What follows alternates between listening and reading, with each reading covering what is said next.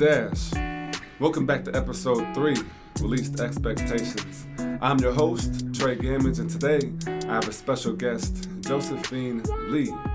I met Josephine at the 2016 World Championship of Public Speaking, where she took third place out of a pool of 140 countries in a contest that started with 30,000 competitors. And she came out number 3. I'm amazed to know Josephine and see the woman that she is because she's also the owner of The Point Shop, a ballet shoe fitting company that is the only one like hers in the country.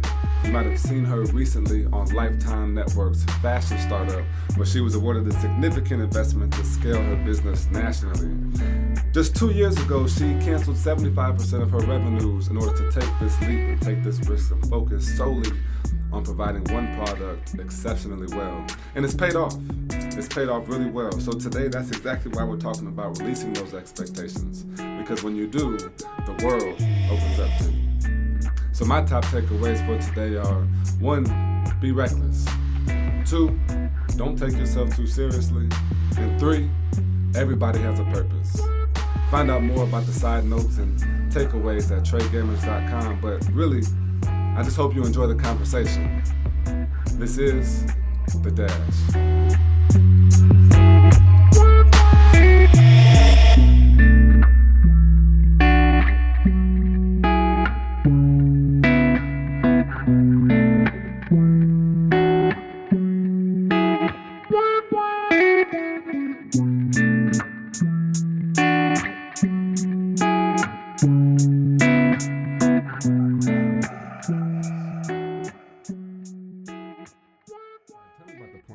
I know that you've been out for 5 years. Why did you go from having such a large, expansive inventory in terms of ballet down to just the Point Shop?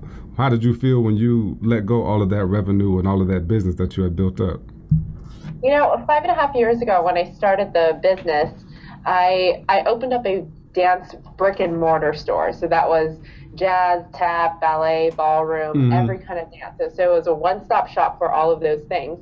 But what happened was when I entered, after like a year or two, I realized that it was a dying industry because it's such a niche industry that everybody was going online to purchase a lot of the inventory. Now, but because our location was so fantastic and there were so many dance studios right around our store, we were doing pretty well. Okay. So I just scratched my way up to a pretty good size revenue in the dance retail industry. But I saw that there was really not a lot of growth and opportunity in this. But what I did notice is that there were a lot of dancers that were traveling 2-3 hours to the shop to get fitted for point shoes. And I thought, you know, there is something seriously wrong if you have to drive 3 hours to get a pair of point shoes.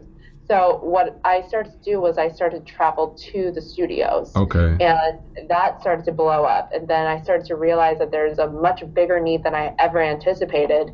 And that kind of became our thing. Like, we started to get known to be one of the best fitters in the industry. So that's when I stopped doing everything else. I got rid of everything else. And that was probably 75% of our revenue at the time. Wow. And I decided to give that up because I thought we would have a much bigger growth opportunity with just point shoes. But how do you see growth through bringing down? Because it's already a small market. Ballet is already a tiny market, and I would assume that there's not much room for margin. So going from 10 options of people to buy to 1, how does that increase your business? People really appreciate specialties. So people appreciate it when you are specialized in a single thing. Okay. Let's say like you have a daughter, right? And then you knew that ballet like messes up their feet. Would you rather have them get fitted from a store that does everything or a store that just does that one thing? Touche. Are you the only people that does that? There are more point shops, like not just your point shop, but are there other people that do just fitting like that?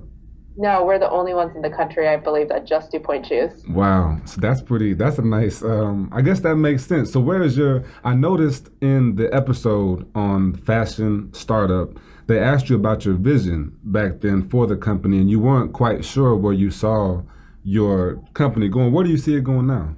Well, I think that our main goal is to have an expert fitter in every large city of the country. Okay. So that every dancer in this country has access to a professional fitter, because it's such a specialized skill that if you're not fitted properly, the dancers are going to quit. It's not a very pleasant thing because, dance, it's not a natural human thing to be dancing on your toes. It has to be very, very well fitted. Fair. And it is a skill that we have been able to hone down into a curriculum and and a certification for these fitters. Wow. Now that you've been interesting since the time we met. So I'm gonna go back to Toastmasters here a little bit and get everybody else some background on you. Because the first day that we met with all 10 of us, you decided in a competition at the World Championship, you decided to take a picture with us all. And I remember watching you dance with your headphones on with somebody else before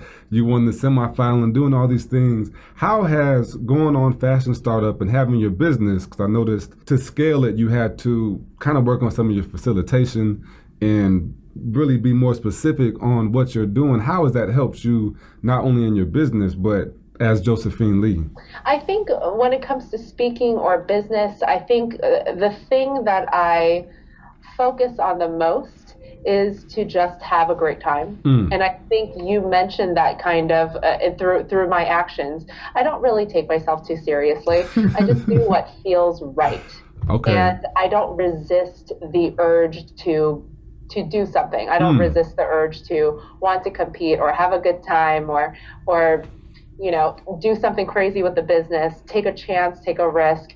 And I think that is just how my personality is. And I think that I really do let go of expectations and perceptions and whatever I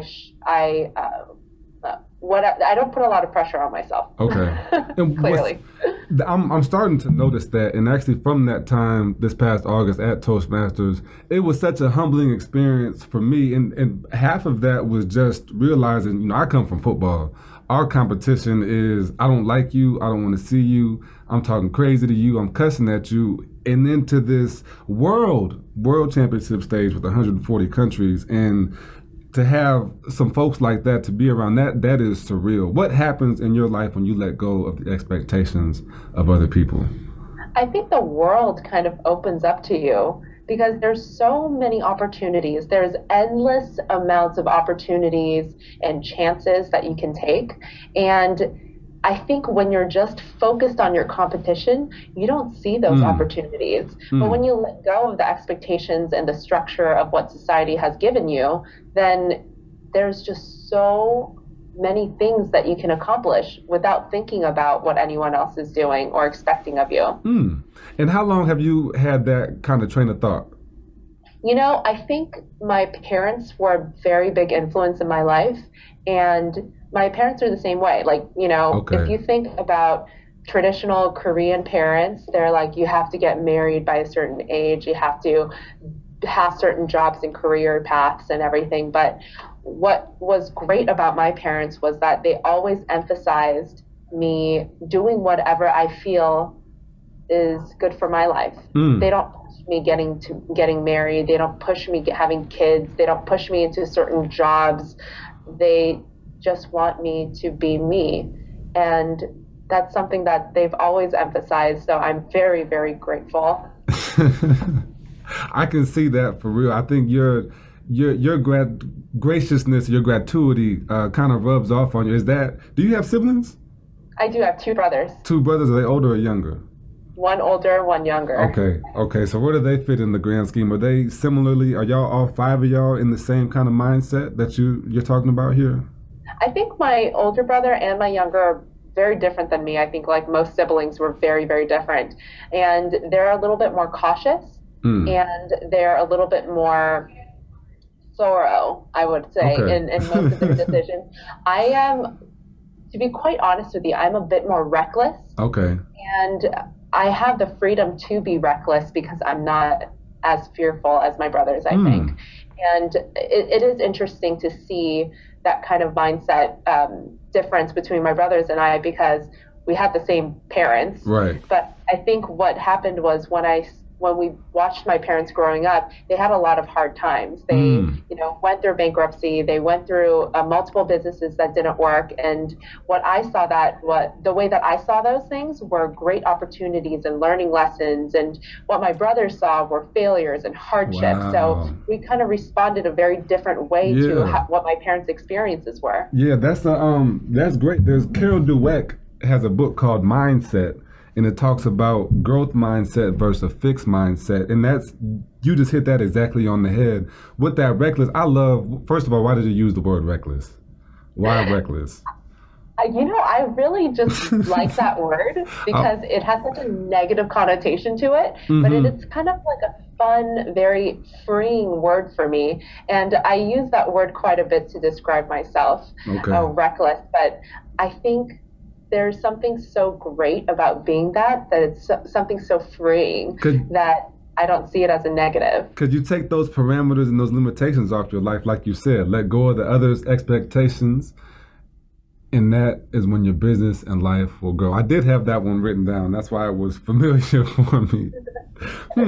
So when being reckless, so your business decision to go from large to small, someone could deem as reckless, but what other kind of decisions would you deem as reckless or not socially normal?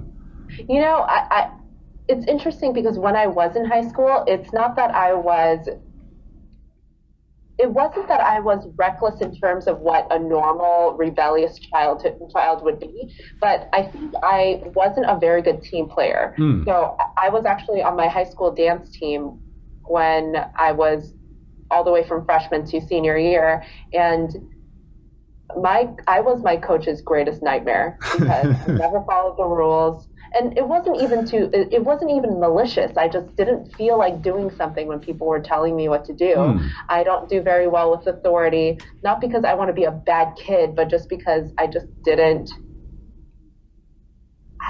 I wanted to do things my way. When I saw things that were more efficient, or when I saw things that didn't make sense to me, I just didn't do it. Right. So by the time it was my senior year, my coaches just had it with me, and they were just so annoyed. But that's when I knew. I was like, I don't really fit in or want to fit into this team kind of environment. I want to do things my way. And I think that kind of plays into how I run my business and my employees too. Like, I kind of let them have the freedom to choose whatever they want to do. Yeah. Just like the way that I wanted to be treated when I was in high school. That makes, are your people, do you have high school students that work for you?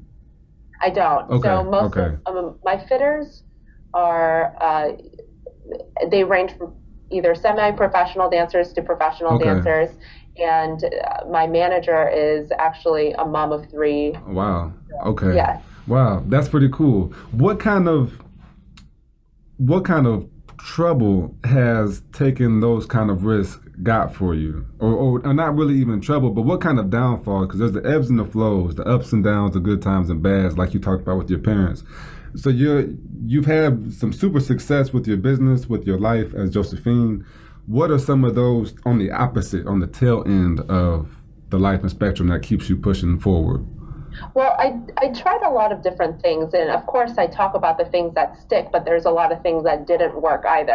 And I remember my mom advising me away from start doing trade shows. So I wanted to get involved with trade shows to sell more merchandise to different audiences. So this was me before I shrunk the business. This was me trying to expand it. So I started to go to wedding trade shows and started to sell ballroom shoes there because I saw a trend of brides buying ballroom shoes for weddings. So I thought that would be an incredible market. So I started to go to these. I ended up wasting a ton of money. I didn't get any more sales or new clients.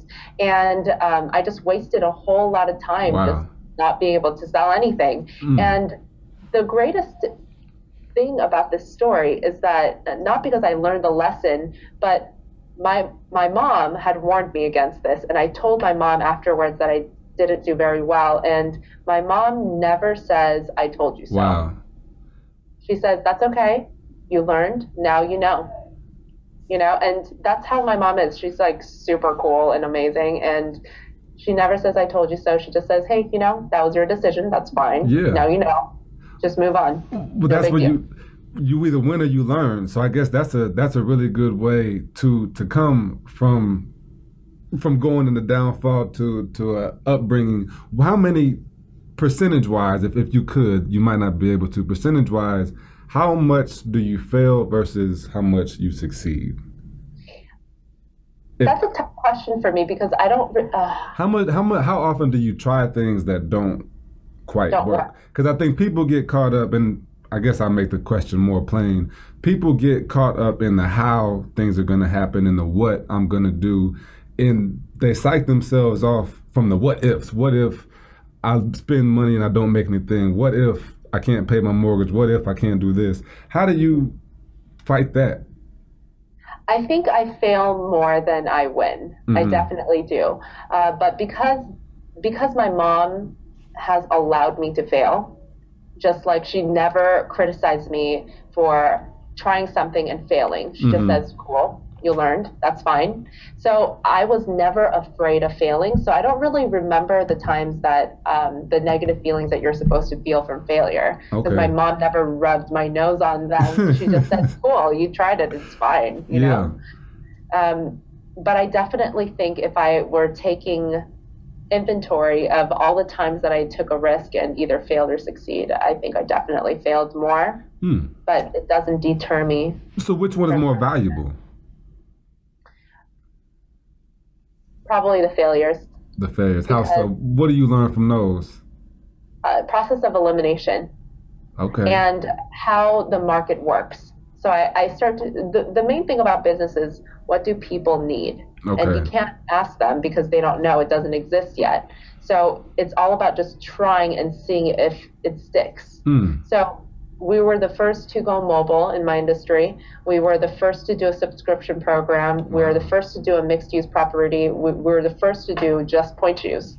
Okay. So we don't know because it just didn't exist before. And so many people were against just going towards point use, but we're That doing just fine now. that makes sense. Where do your ideas come from? I've been on this, and you kind of mentioned it earlier. I've been talking about riding the wave lately and not beating myself up for the routine that I'm setting and making sure I'm getting things done, but just kind of riding that wave.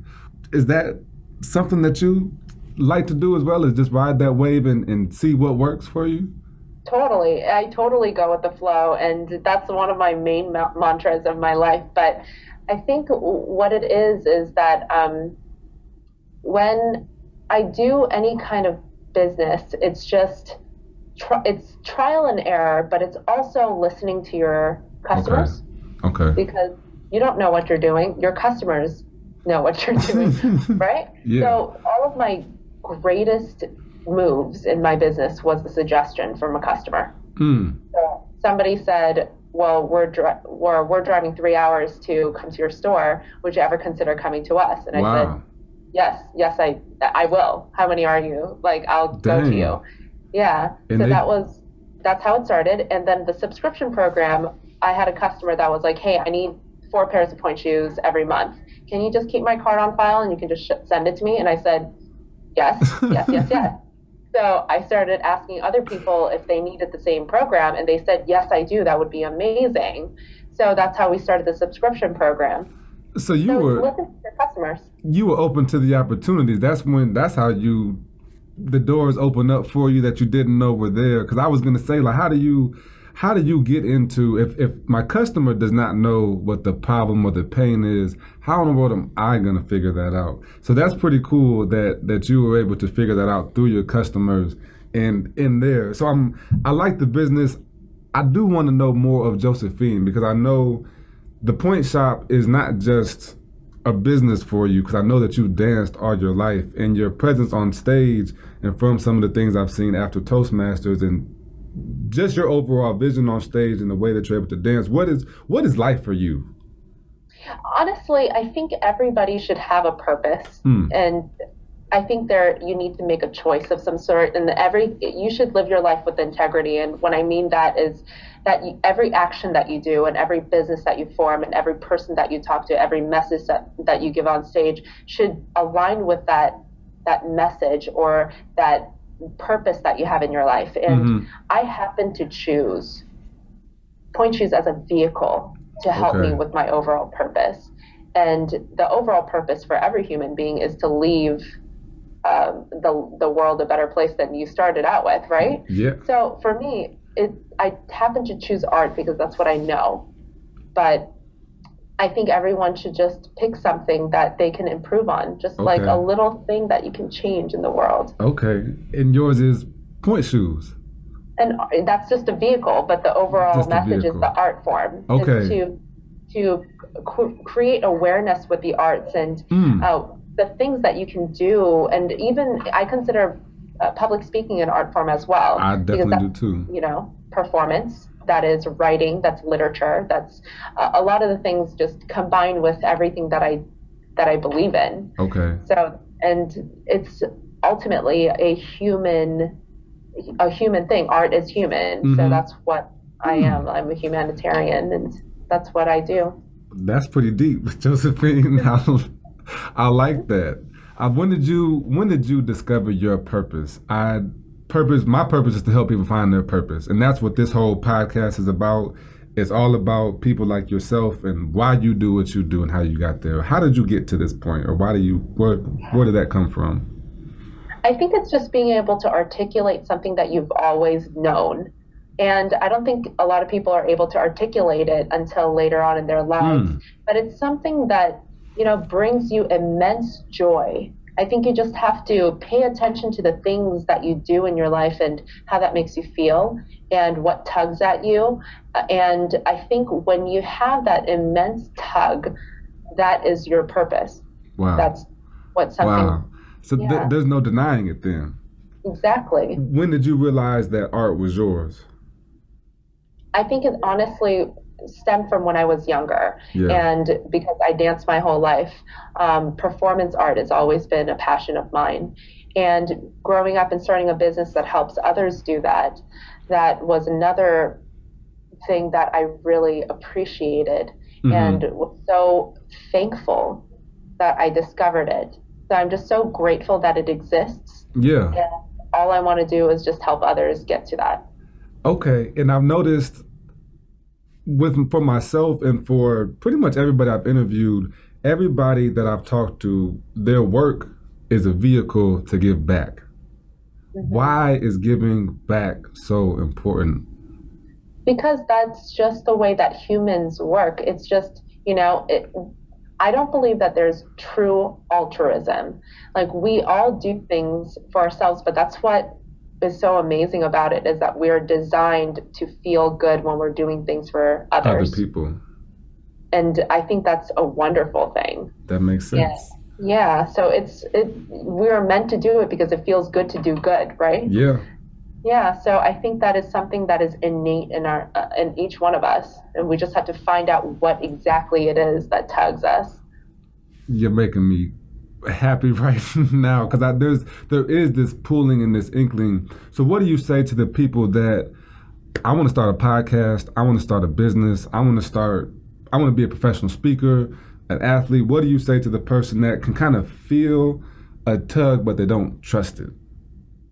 I think you should never second guess yourself, because I think there's so much to just falling to where you are falling, like just fall towards it. Like, I think the problem with most people is that they have this incredible inertia behind them, and they stop themselves. They talk themselves out of it.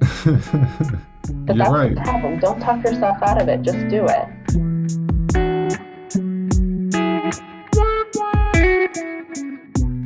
Don't wait, just go. I love it. I heard it said before that life is like a pendulum, and you can only get as high on one side of the pendulum as you go on the other. And on the two sides you have joy, happiness, love, and on the other side you have despair, hate, and failure. And it's like a pendulum. They can only sway as far one way as they can sway the other. So sometimes we have to take those risks. We have to jump off the cliff, and there's gonna be some bruises on the way, but that's how life works. You know, if I want to change the way that I'm living, if I want to change where I'm at in my life, I have to be willing to do something a little bit different. Check out the top takeaways quotes and side notes at TreyGamers.com. And come back next week for a 2-part series with the third black judge in the 200-year history of St. Joseph County. That's Northern Indiana. Before that, he was a managing law partner for over 20 years, successful father of 4, and also happens to be my dad.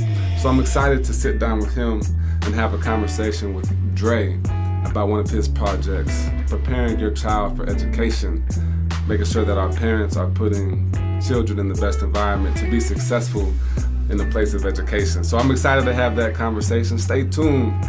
There will be video for that as well. Enjoy the rest of your day. Thank you for listening. This is The Dash.